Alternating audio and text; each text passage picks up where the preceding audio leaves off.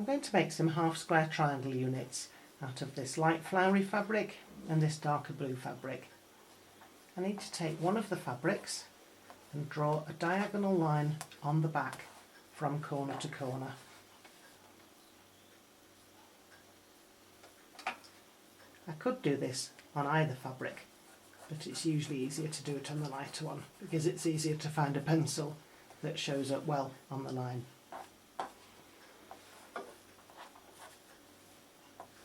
If I do have to use the dark fabric, there are white quilter's pencils or yellow or pink that also show up well. Moving the pencil backwards and forwards like this helps to avoid distorting the fabric. Now I'm going to place the two fabrics right sides together, lining the edges up, and I'm going to put pins in the large triangle at the side. I like to do it this way so that then I can leave the pins in while I'm machining and I don't need to move them out of the way.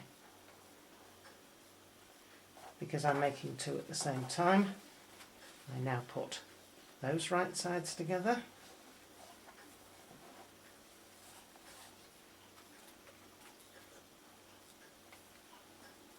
and again pin in the big triangles. Now I'm going to do it on the machine. And what I need to do is stitch 1/4 of an inch away at this side and 1/4 of an inch away at the other side. So I put the edge of my 1/4 inch foot against the line.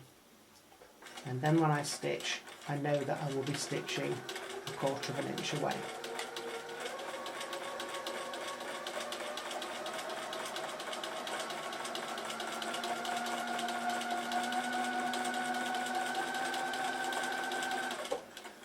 When you get to the end, don't stop and cut the threads. Get your second square ready and just simply stitch carefully across the gap, line up the line against the edge of the foot again and stitch across your second square. If you've got a lot of units together to make, you can do 20 of these at once if you want to.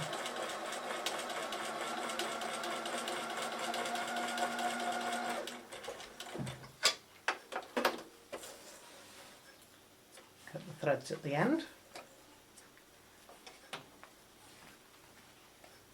Now we're going to stitch the other side. My 1/4 inch foot works on both sides, so I can do it now with the right hand side of the foot against the line. If your foot doesn't work like this, you can simply turn everything around and stitch from the other end.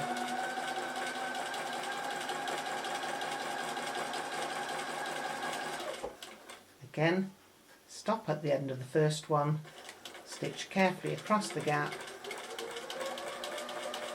and onto the second one. This saves time and avoids screwing up all the threads underneath into a nasty tangle.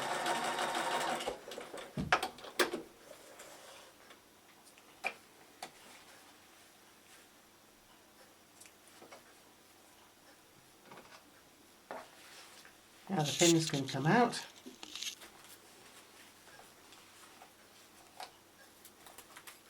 And we're going to cut along this line. You can do this with a pair of scissors, but because I'm familiar with using a rotary cutter, I tend to use this. Put the ruler along your line.